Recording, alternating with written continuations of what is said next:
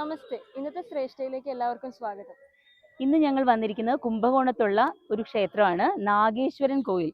ശിവനെ നാഗേശ്വരനായി ആരാധിക്കുന്ന ഒരു ക്ഷേത്രമാണിത്.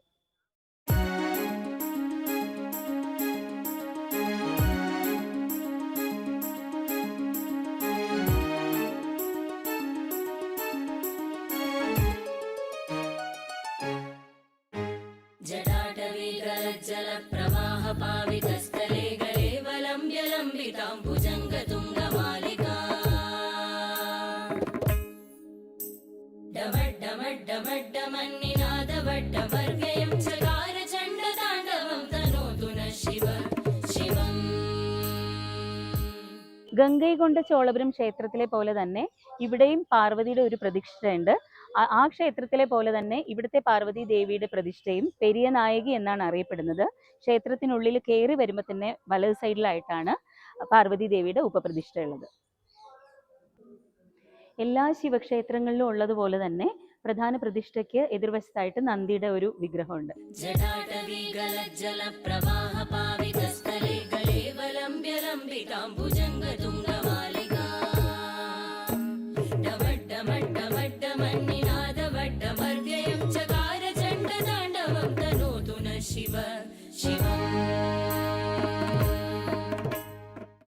കുംഭകോണത്തെ തന്നെ മറ്റ് രണ്ട് ക്ഷേത്രങ്ങൾ ഇതുപോലെയുള്ള വാസ്തുവിദ്യ നമ്മൾ കണ്ടിട്ടുണ്ട്. സാരംഗപാണി ക്ഷേത്രത്തിലും ധാരാസുരത്തിലും. ഈ രണ്ട് ക്ഷേത്രത്തിലും ക്ഷേത്രത്തിന്റെ ഗർഭഗൃഹം ഇരിക്കുന്നത് ഒരു രഥത്തിന്റെ മുകളിലാണ്. വലിയ ഒരു ചക്രം നമുക്ക് കാണാം, കുതിരയും. ഇത് കണ്ടോ?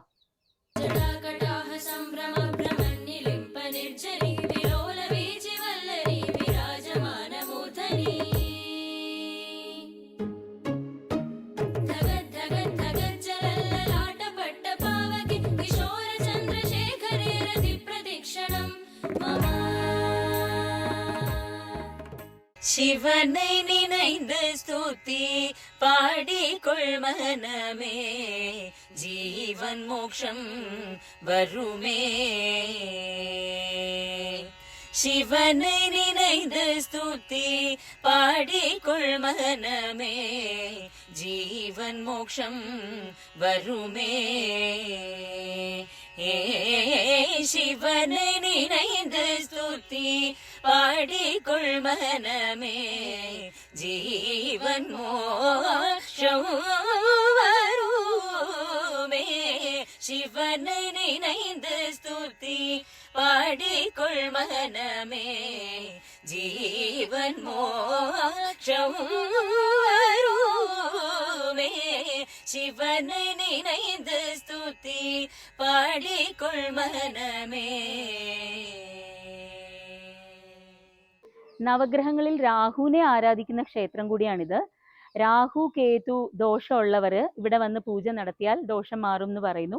അതുപോലെ തന്നെ നാഗദോഷം ഉള്ളവരും ഇവിടെ വന്ന് പ്രാർത്ഥിച്ചാൽ വളരെ നല്ലതാണ് എന്നാണ് പറയുന്നത്.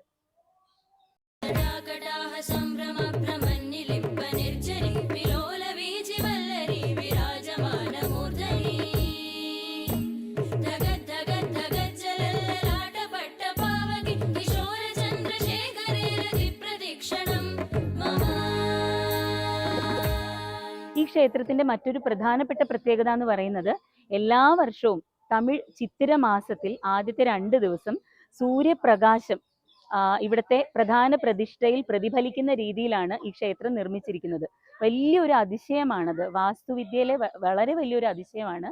എല്ലാ വർഷവും ചിത്തിര മാസത്തിൽ ഈ 2 ദിവസങ്ങളിലും രാവിലെ തൊട്ട് സൂര്യപ്രകാശം ആ ബിംബത്തിലേക്ക് പ്രതിഫലിക്കുന്ന രീതിയിലാണ് ഈ ക്ഷേത്രം നിർമ്മിച്ചിരിക്കുന്നത്.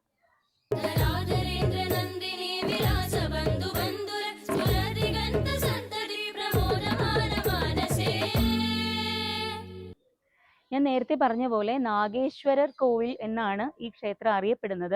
ശിവനെ നാഗേശ്വരനായിട്ടാണ് ആരാധിക്കുന്നത്. അതാണ് ഇവിടുത്തെ പ്രധാന പ്രതിഷ്ഠ. അതല്ലാതെ നടരാജ വിഗ്രഹമുണ്ട്, പാർവതി ദേവിയുടെ വിഗ്രഹമുണ്ട്, രാഹുവിനെയും കേതുവിനെയും ഇവിടെ പൂജിക്കാറുണ്ട്. ഈ ക്ഷേത്രത്തിന് 3 സൈഡിലായിട്ട് 3 ഗോപുരങ്ങളുണ്ട്. ക്ഷേത്രത്തിന്റെ നിർമ്മിതി കാണുമ്പോൾ നമുക്ക് മനസ്സിലാവില്ലേ, ചോള രാജാക്കന്മാർ തന്നെയാണ് ഈ ക്ഷേത്രവും നിർമ്മിച്ചത്. ധാരാസുരത്തിലെ ഒക്കെ ആ ചിത്രപ്പണികളും ഈ ക്ഷേത്രവുമായിട്ട് വളരെയേറെ സാമ്യതയുണ്ട്. ചോള രാജാക്കന്മാർ സ്ഥാപിച്ച എത്ര ക്ഷേത്രങ്ങൾ നമ്മൾ കണ്ടു അല്ലേ. അതുപോലെ തന്നെ ഈ ക്ഷേത്രത്തിനെയും പാടൽ പെറ്റ സ്ഥലം എന്ന് പറയുന്നുണ്ട്. അതിന് കാരണം നമുക്കറിയാം, തേവാരത്തിലൊക്കെ ഈ ക്ഷേത്രത്തിനെ കുറിച്ച് പറയുന്നുണ്ട്. തിരുജ്ഞാന സംബന്ധര്, ഇവിടെ തിരുനാവുക്കരസര് അവരെല്ലാം ഇവിടെ വന്നിരുന്ന് പാടിയിട്ടുണ്ട് എന്നാണ് പറയപ്പെടുന്നത്.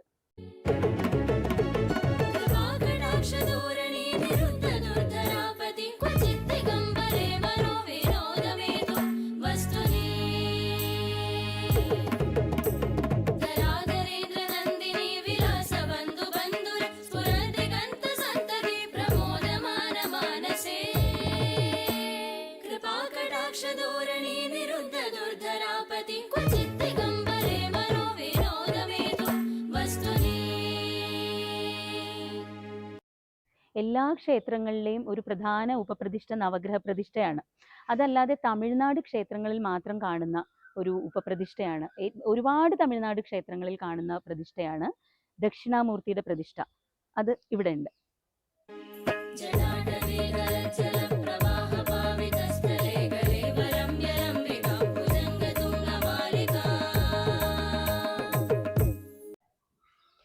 ദക്ഷിണാമൂർത്തിയുടെ ഉപപ്രതിഷ്ഠയുടെ വശത്തായിട്ട് തന്നെ ഗണപതിയുടെ ഉപപ്രതിഷ്ഠയുണ്ട്.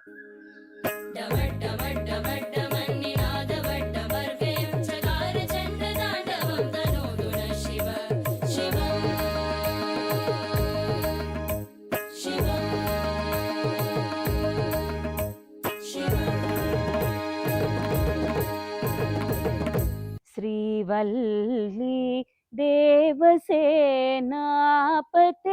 വല്ലിയും ദേവയാനിയോടും കൂടിയ മുരുകനാണ് ഇവിടെ ഉള്ളത്.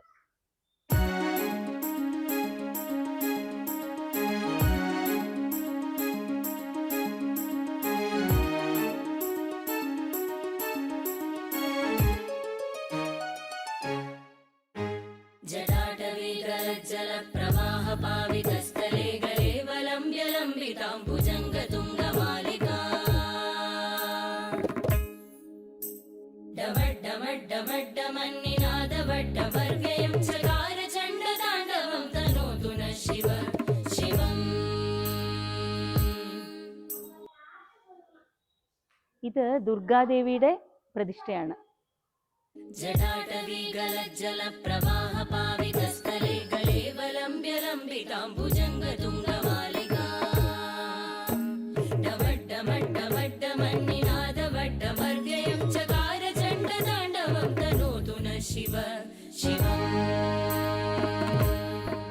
സാധാരണ മിക്ക ക്ഷേത്രങ്ങളിലും ഉപക്ഷേത്രങ്ങൾ എന്ന് പറയുന്നത് ചെറിയ ചെറിയ മണ്ഡപങ്ങളാണല്ലോ. ഇത് എല്ലാ ഉപക്ഷേത്രങ്ങളും വളരെ നല്ല രീതിയിൽ തന്നെയുള്ള കരിങ്കല്ലിൻ്റെ ഓരോ ക്ഷേത്രങ്ങളായിട്ട് തന്നെയാണ് നിർമ്മിച്ചിരിക്കുന്നത്. കുംഭകോണത്തെ വൈത്തീശ്വരൻ കോവിൽ നമുക്കറിയാലോ. വൈത്തീശ്വരൻ കോവിലിലെ അതേ ഉപപ്രതിഷ്ഠ, അതായത് വൈത്തീശ്വരനായിട്ട് ഇവിടെ വൈദ്യനാഥ സ്വാമി തയ്യൽ നായികയോട് സമേതനായ വൈത്തീശ്വരൻ സ്വാമിയുടെ ഉപപ്രതിഷ്ഠയാണ് ഇവിടെ ഉള്ളത്.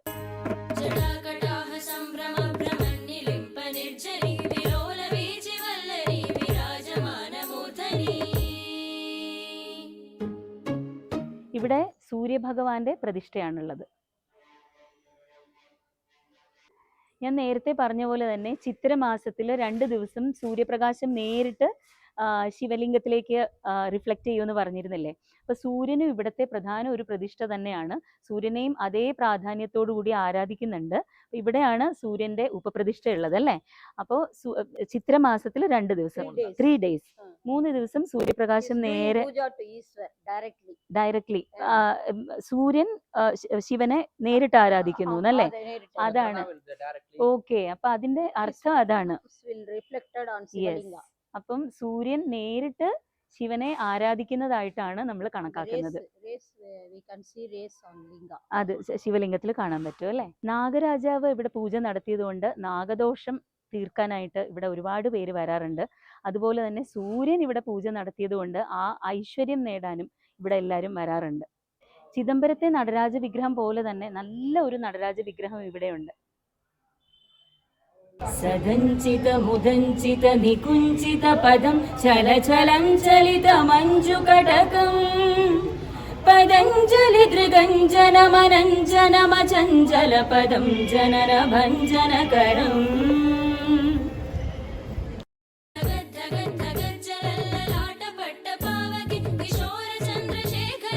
ിൽ मम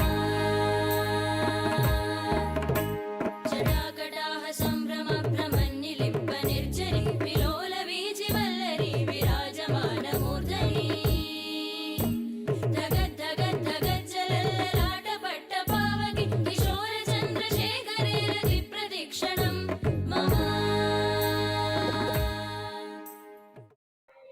നാഗത്തിനും സൂര്യനും ശിവനും രാഹുവിനും നടരാജസ്വാമിക്കും എല്ലാം പ്രാധാന്യമുള്ള ഒരു ക്ഷേത്രത്തിലാണ് ഞങ്ങൾ ഇന്ന് വന്നത്.